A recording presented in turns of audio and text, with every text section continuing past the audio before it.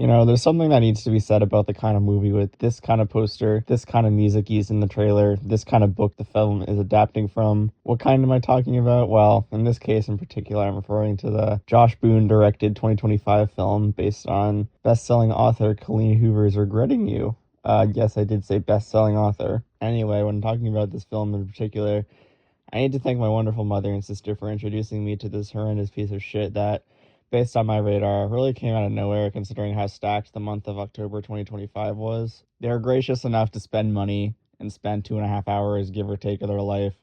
So I didn't have to watch this piece of shit in theaters for free, surrounded by giggling Hunger Games, Harry Potter, Twilight, wicked-loving smut reading. I cry during every movie when a dog or person dies. It's Cam. It's not supposed to be art. Film, Twitter spewing motherfuckers for 2 hours. Never take your family for granted. They make great sacrifices for you. So, what's the movie about? What's the story? I mean, look, at the end of the day, if you love this film, don't let my silly little rant influence your opinion of the movie. You're probably a happier and less annoying person than I am. Regretting You is a 2025 romantic comedy drama romance film directed by Josh Boone, the director of another installment in Depression Cinema.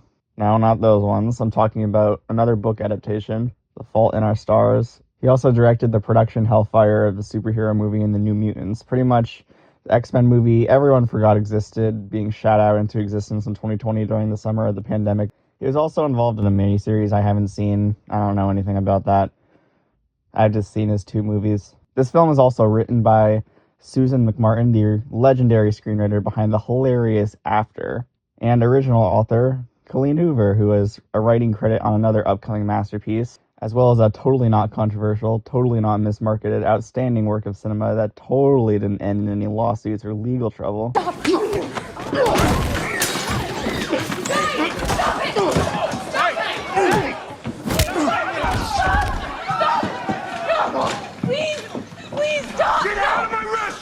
The film stars Allison Wilson, who is in Get Out, and this fucking piece of shit. Holy fuck. McKenna Grace is also in this.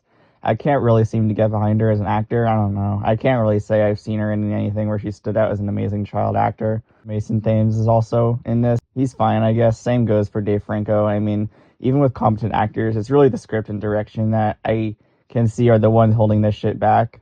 So, speaking of that script, let's give it a little breakdown, shall we? I'll be going off the plot summary as well as adding in notes I took since, there were a lot of things going on, so I couldn't really help myself. Some of this breakdown will obviously involve spoilers, so you've been warned. Let's get it started.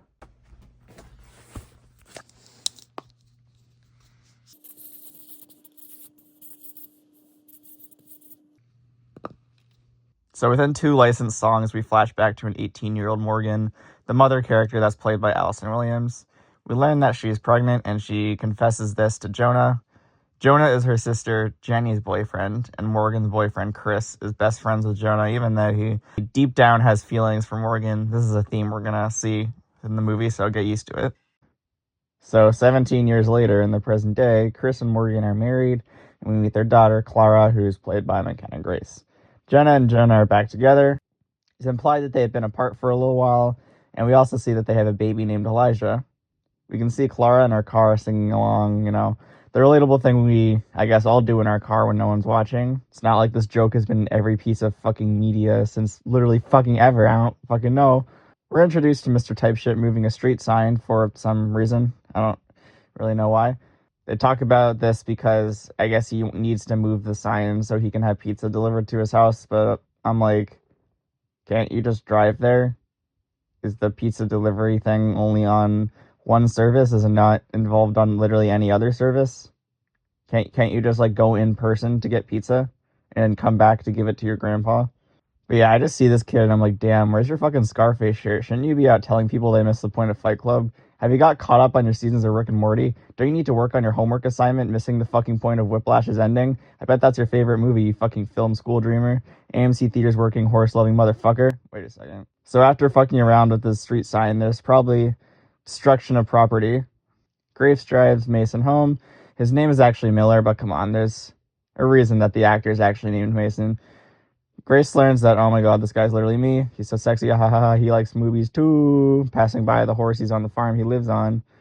Mason shows us around this place where he can get a true sense of how fucking ugly this film is shot. I mean, there's nothing interesting about the filmmaking or cinematography, but if I were to actually say something was unprofessional for a movie of this budget, the shots outdoors are so overexposed. Like, I really can't see this as any sort of intentional choice. It just kind of seems like no one gave a fuck, and they just kind of had the camera on, and we're like, oh no, the lighting's kind of messed up. No, we got to, we're deadlines. No, gotta keep going. Something else to bring up real quick is that all the characters kind of just talk to each other, but conveniently also say the information we as audience members need to know as pivotal information.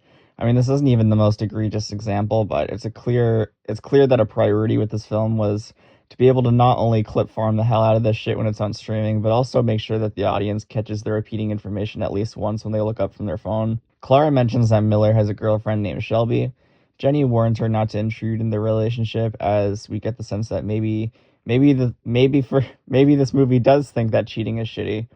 While this is going on, Morgan and Jonah now decide that it's a good time to talk about their secret feelings for each other, building this relationship that just gets weirder and weirder as the movie goes on, but we'll get to that later. So yes, we now have two love triangles in the film. Back to Clara, she now learns that Mason Boy pulled a major 6-7 oral point loss and broke up with Shelby as the love triangle builds. Trent Reznor and Atticus Ross, isn't your soundtrack queued up? Oh yeah, don't let me forget that the music in this film sucks. So a little while later, we learn some information that Chris and Jenny died in a car accident. No, this isn't a spoiler because this is in the trailer for some reason.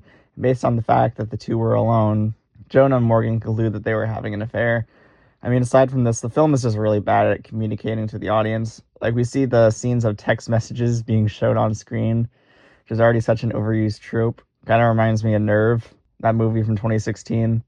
Yeah, I'm sure the ones enjoying this film are the ones defending that shitty film. So yeah, not only are these messages being popped up on the screen like you've seen in every modern teen movie, but then we're also treated to voiceover. I mean, I'm not going to pretend like a movie hasn't done this before. I'm sure that exists.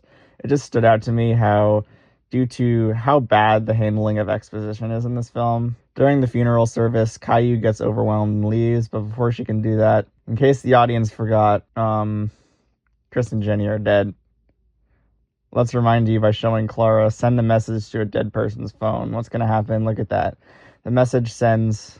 Look at that. Message send failure. Thank you, insincere, sappy piano music bullshit. The scene got even funnier. Hilarious. After that hilarious joke, Caillou decides to do what any rational teenager in a post-legalization teen movie would do. Smoke weed, baby. Morgan tracks Clara, and she has like a tracker on her phone, I guess, and finds Miller and her in the car and grounds her. By the way, the pace of this movie is just so fucked. Like, keep in mind how much I've mentioned already.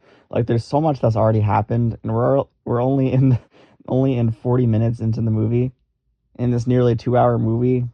Right. Jonah and Morgan are able to locate Chris's car in a hotel parking lot. Oh no, they were fucking... What a surprise. I sure hope that means the chance of cheating will be out of the question. And another hilarious scene, we see Morgan beat the car up before driving it home. This is such a funny cliche, and honestly, even saying that, like, a breakdown scene like this can be really powerful based on the way we present it, but something about the way she's just kind of, like, playing soccer with the car, flailing around, and, like, swinging around her in the camera, like, the music just making this quote-unquote sad scene so baffling. It's just really weird.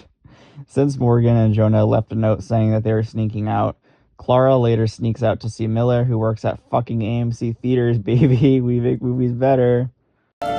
We come to this place for magic. We come to AMC Theaters to laugh, to cry, to care. Because we need that, all of us. That indescribable feeling we get when the lights begin to dim. And we go somewhere we've never been before. Not just entertained, but somehow I am going to fart on the bus. Together. Dazzling images on a huge silver screen. AMC Theaters. We make movies better. So after this, there's this really fucking weird scene with Jonah and the baby, Elijah, as he flips the fuck out after suspecting that Chris may be Elijah's biological father. It's this really stupid scene that just comes out of nowhere, and I guess Yai is supposed to be kind of an asshole, but, like, so is everyone here, so Yeah. Clara goes over to his place and goes, hey, maybe you should, like, be a parent, like, not start petty bullshit. Yeah, after that scene, there's kind of just scenes that happen in this movie that are kind of just there, like, for the audience. They don't really go anywhere. They're just kind of, like, there. But Clara and Miller hang out again. They're talking by his car, and by the end of the night, Clara and Miller kiss. Woohoo. No chemistry in the relationship. Woohoo. That thing happened. Back at home with Jonah and Morgan, Jonah plays a song that reminds her of a moment that they shared together as teenagers. One of the moments to get everyone in the theater to go, what? Nah. Oh! Hey, yo, what the fuck? It's showing them in the water, touching legs and getting close, and oh my god, they have feelings for each other. Who would have guessed that this was gonna happen? Oh my god. Wow. Wow. So, since it's impossible for anyone in this film to just, like, be a reasonable person, Morgan expresses her disapproval with Clara and Miller's relationship, since she was aware that they began flirting when Mason was dating Shelby. I keep hinting at this, but this will just get even funnier in the following sequence of events. You just have to trust me. There's more time with Morgan and Jonah digging around.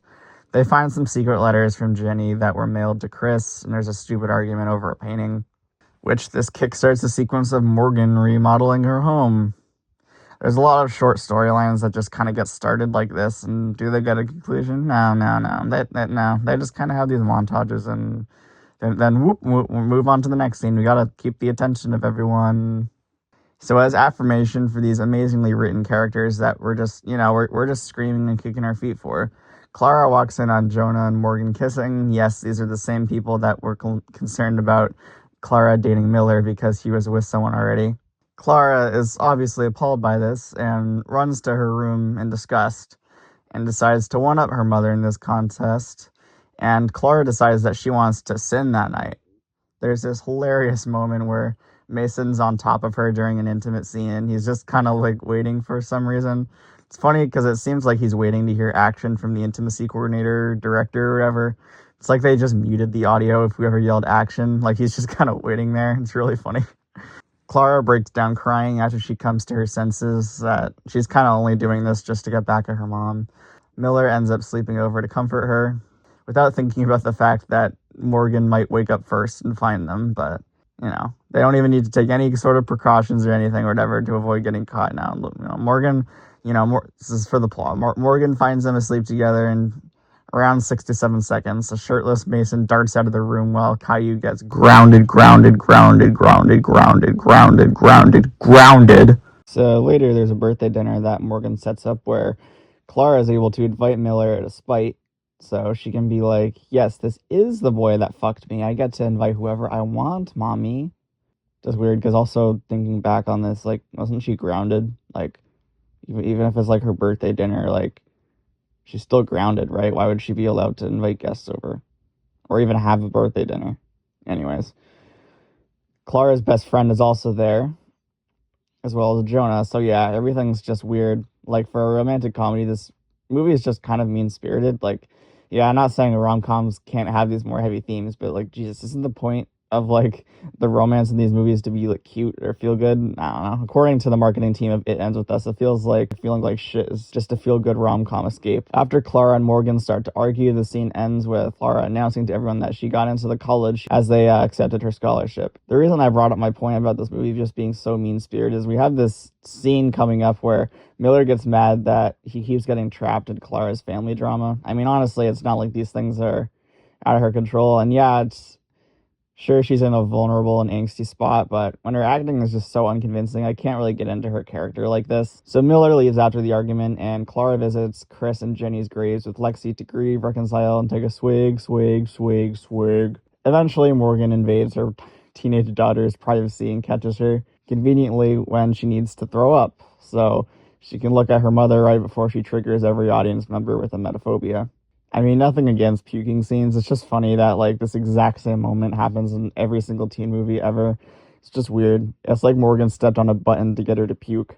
Alright, so waking up the next morning, Clara's hungover and she's still a little bit crunky, so she starts questioning how Chris and Jenny died and if she was responsible in any way. Morgan reassures that Chris was the only one driving and she knew that Chris and Jenny were having an affair, even though they both loved Clara deeply. After this stupid sappy bullshit, Clara later texts Miller an apology, not forgetting to put fucking voiceover over the text, fuck you, and they meet each other at the movie theater, which hilariously enough has a poster for the Running Man remake by Edgar Wright.